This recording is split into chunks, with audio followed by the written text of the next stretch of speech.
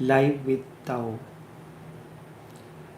Language is a choice, and with choice, mind moves to one extreme. Shubhodayam. Let each day be an auspicious sunrise for you. All problems arise because of language. Language is a choice, and with choice, mind moves to one extreme and the other is lost. With the other, many qualities also disappear, and when they disappear, you feel the hunger for the other. You again move to the other extreme and something is lost. West has focused on object-oriented culture and the East has focused on developed around the subject-oriented culture. So no total culture has yet born, and it cannot born unless one learns to remain silent, move from the language to the silence. Unless silence becomes the very core of human mind, unless silence becomes the very core of human mind,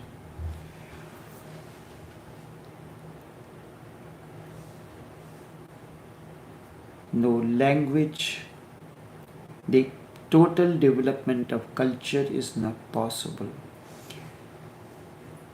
Not language but silence, because in silence you are whole. You are not moving to one extreme. Language is part. In language you are always part. Unless humanity starts living through silence, not through the language, not through the mind, the totality of the being is not developed. No total culture is possible. Only total human being can constitute a total culture. Human being is partial and fragmented. Each human being is just a fragment of what he can be and what he should be. He has not yet developed attained to his total potentiality. He is just a fragment of his potentiality. These fragmentary human beings have created fragmentary societies. What we see around us is fragmentary societies, but now it seems possible that we can become aware of this whole nonsense of turning to one extreme. Life is total. It is beyond duality. As Krishna says, Sitoshna Samadukha, the objective-oriented culture and the subject-oriented culture are two sides of the same coin. One has to be rich within and the rich outside as well. For example, I am not against in any way about the material. I am not against the spiritual. I had mentioned to you about a Greek philosopher and writer, Kazantzakis. He wrote a novel called Zorba the Greek. So Zorba refers to the material aspect of life, one who is totally inclined towards the material aspect of life. Material is very vast subject, vast dimension, and on the basis of that, Osho developed the concept of Zorba the Buddha. You are rich in the outer dimension and rich in the inner dimension also. Outer dimension involves everything that you can conceive of, but the outer is guided by the inner development. Just as according to Sanatan Sanskriti, there are four Purusharths: way of life, dharma, righteousness, earth, finance, material, kama, lust, sex, and moksha. Moksha is the last. It is the outcome when the three are fulfilled. The material prosperity evolves out of on the foundation of righteousness, and lust or sex also evolves out of a spiritual foundation. Then moksha or liberation becomes a natural phenomena, and it happens as an effect of that. So your earning of livelihood should be guided by spiritual development or your righteousness, and kama should also be on the sound footing of righteousness. I am for both. There is no choice for me between the material and the spiritual. The outer dimension is important, the inner dimension is important. In the house, your bedroom, which is the inner dimension, is important, and outer dimension where you go and work is also important. When you are tired of the outside work, you come to the inner dimension. And in the inner dimension, you recuperate your energies, then you go out and work again, and you come and if you accept both, then you can become total and whole. Just remaining 24 hours outside, you cannot recuperate your energies. But this is difficult to understand, to grasp, because of the heritage that we are. Whenever we see a spiritual man, we start looking to see whether he is poor or not. He must be poor outside. He must be living in a hut. He may be starving. Why? Why should he be poor? And why should he be starving? Because the inner has been chosen against the outer. He has chosen the inner at the cost of the outer. That has become part of his heritage. You see a man living in luxury, you cannot believe that he is spiritual. How can he be spiritual? What is wrong in luxury? What is wrong, and how spirituality can be against luxury? Really, spirituality is the ultimate luxury.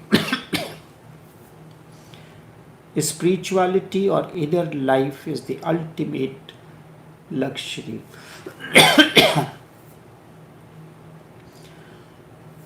Only a spiritual person can live in luxury.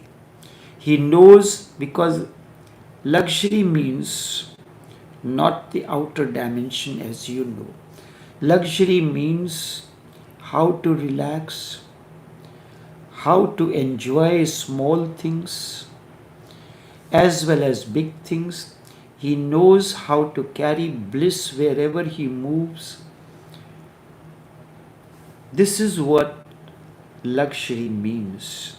How to relax under different circumstances and situations, how to enjoy each moment as it comes, how to enjoy the small things as well as big things, playing on the seashore with the children,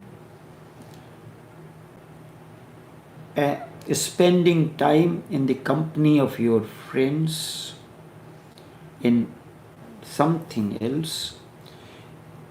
This is an aspect how to enjoy. We enjoy only a certain part of life, not everything that comes around us.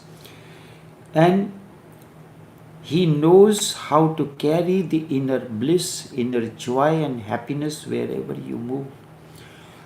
If there is a joy or happiness within, whether you are running on the seashore with the children or playing with them, you will carry the bliss wherever you go. This is the way I mean spirituality cannot be against luxury. Luxury means, in righteous terms, how to relax and how to remain relaxed in each moment, how to enjoy each moment as it comes, and how to carry the inner bliss wherever you move. Whether you are in business, whether you are in bed with someone, or you are driving on the road, waiting for a cab or anything. But the heritage has gone into the very cells of your brain. If you see a spiritual man walking in poverty, you feel he will be authentic. If there is a man in luxury, you feel that he cannot be spiritual. How is poverty related to spirituality? Poverty has nothing to do with spirituality. And why? We have been choosing the extremes. This is difficult to understand because of a long tradition. You are not even aware. So the West is has developed a culture which is object oriented, and East has developed a culture which is subject oriented. Someone moves to one extreme and all that goes on.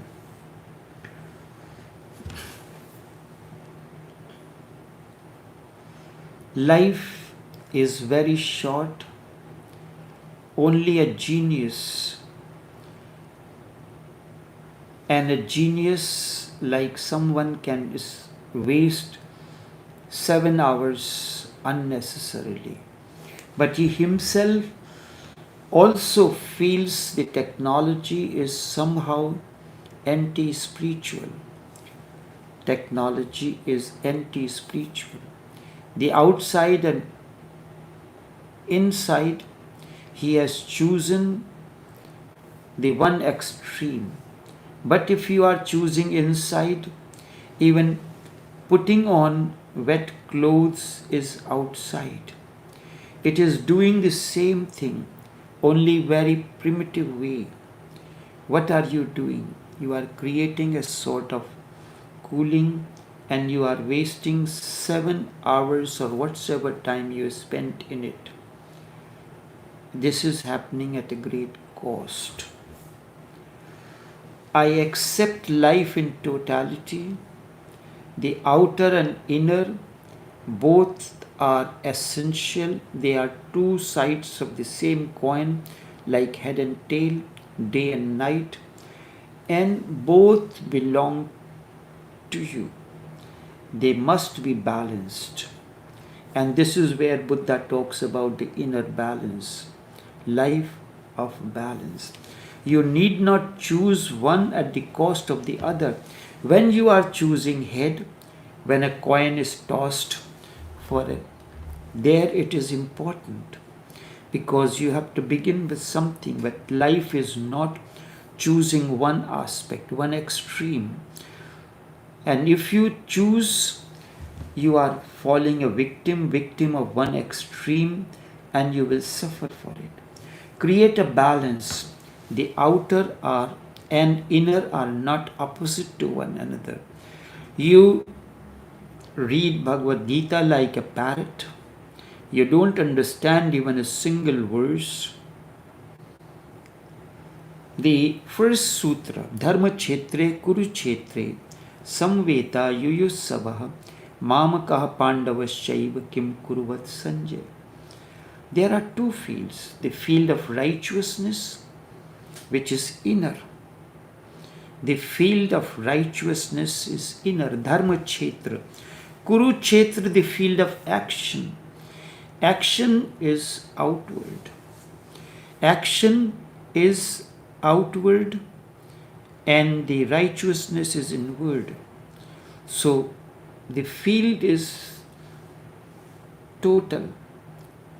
With the inner dimension, how are you moving in the outer dimension? Pandavas have one inner dimension. Kauravas has the other extreme. And with that, when they are operating into the field of action, the actions are different. Pandavas are for righteousness and vice versa. Krishna says, who is Muni? One who is equipoised in Sitoshana Samadukha, who is equipoised in heat and cold. They are two extremes. So when you are balanced in the opposites, that person is essentially the awakened one. Create a balance. The outer and inner are not opposite to one another. They are movements of the same energy. Same energy. Two banks of the same river. River cannot flow unless there are two banks, and between the two banks, the near shore and the far shore, between them a bed is formed, and in that bed the water flows that we call as a river.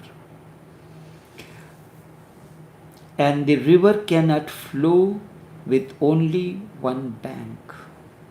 There will be always flood. That's why the flood happens when the river breaks one bank. You can forget the other, but the other will be there. The river can exist only if the other is there and the two work in harmony with one another. You can forget it completely. Then hypocrisy is born. Become unnecessarily, because unnecessarily you have gone on hiding the other.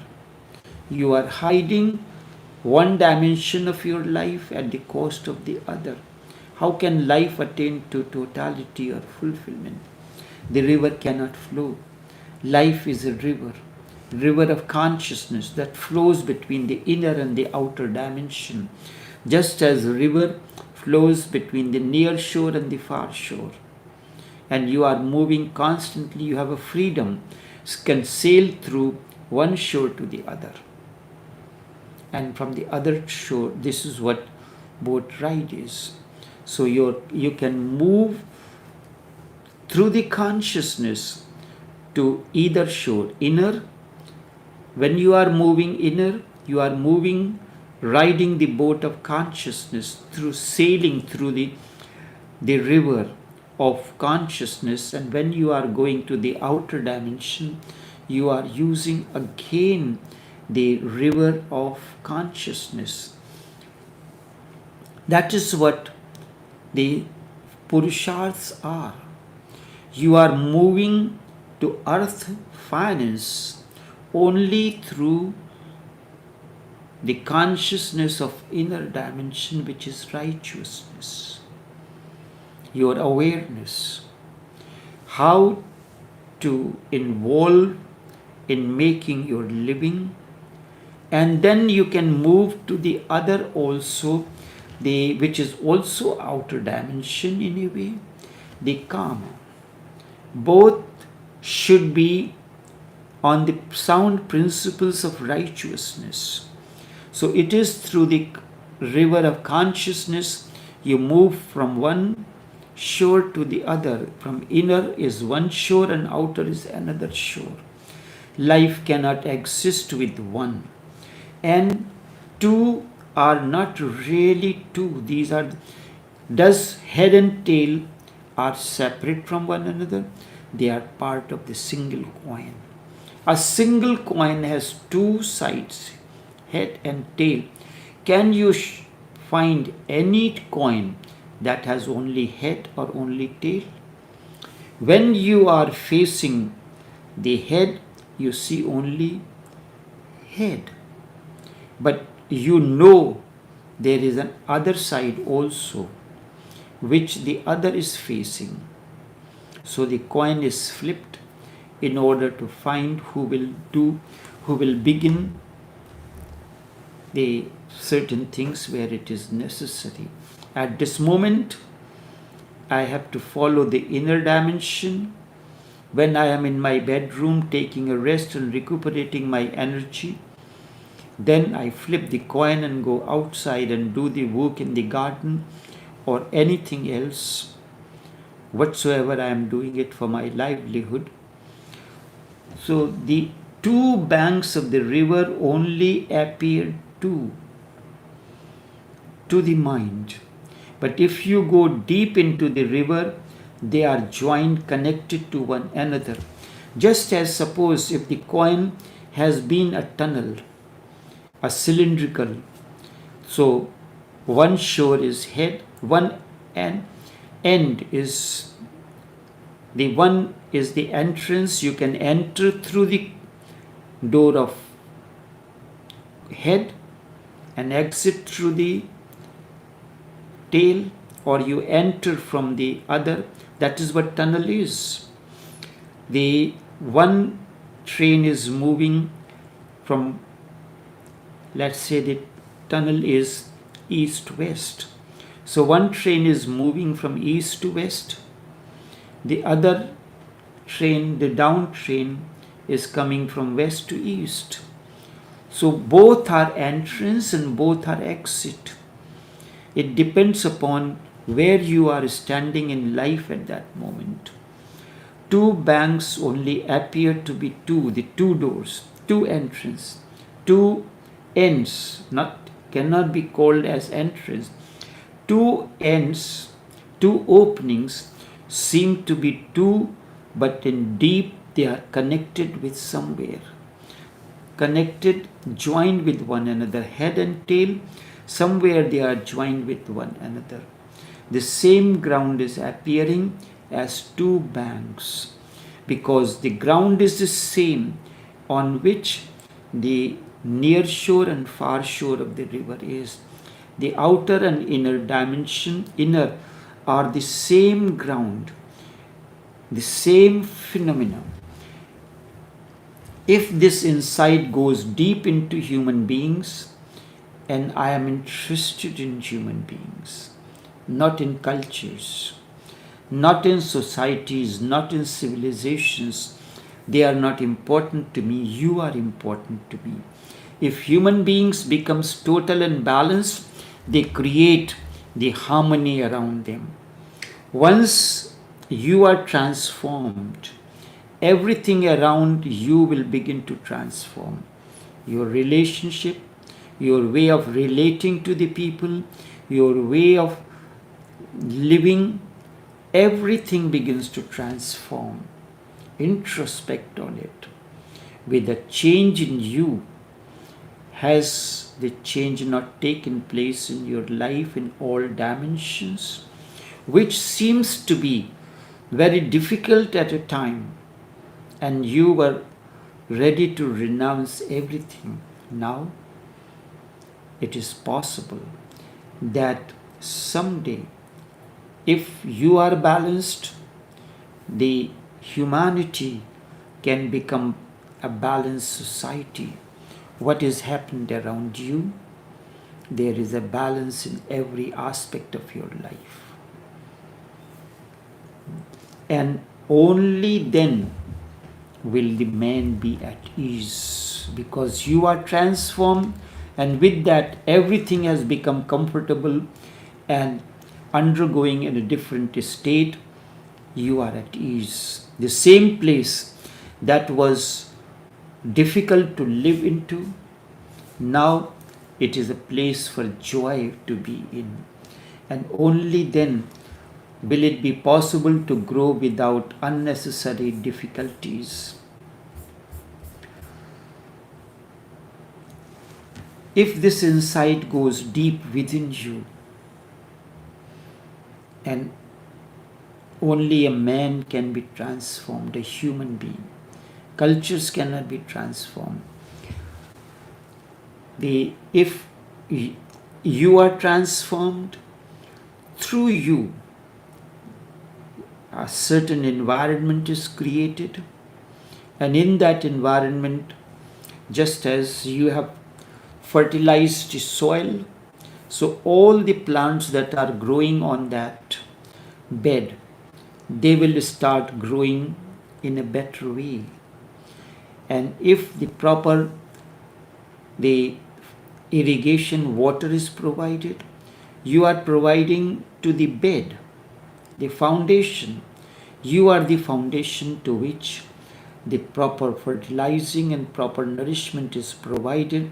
So all the plants that are growing on that, your husband, your children, your friends, your relatives, your employees, your employers, your friends, they are all growing on that bed which has been fertilized for you, which is being irrigated by the water of consciousness. So everything begins to, and your garden that was once a desert, the house that was a desert like, is now becoming the oasis.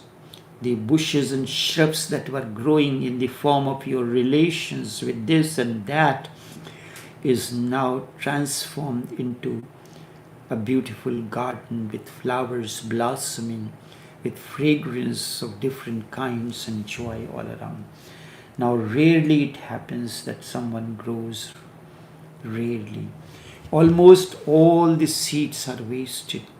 In millions, only one seed grows and comes to flower. And Buddha is that seed.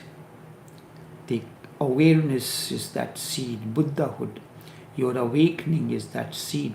This seems sheer wasted, but if society is balanced, now when you have fertilized, you are fertilized, you are irrigated by the awareness of, by the water of awareness, in the there is a presence around, surrounding you, in that all the plants that are growing in that garden begins to blossom. They blossom in myriad ways. But if society is balanced now, everything around you that forms your family, your friends, your workers, your co-workers, they form this society is balanced. Nothing is denied, nothing is chosen, but the whole is accepted and in deep harmony. Then many will grow. Really, quite the reverse will be the case. It will happen rarely that someone will not grow.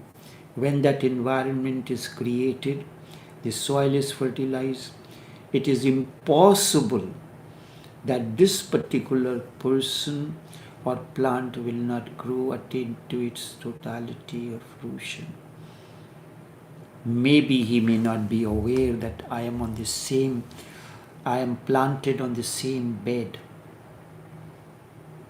but change will happen.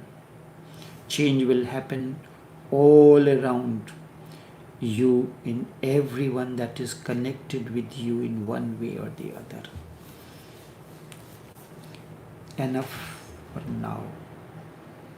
Until then, take care and do have a pleasant day.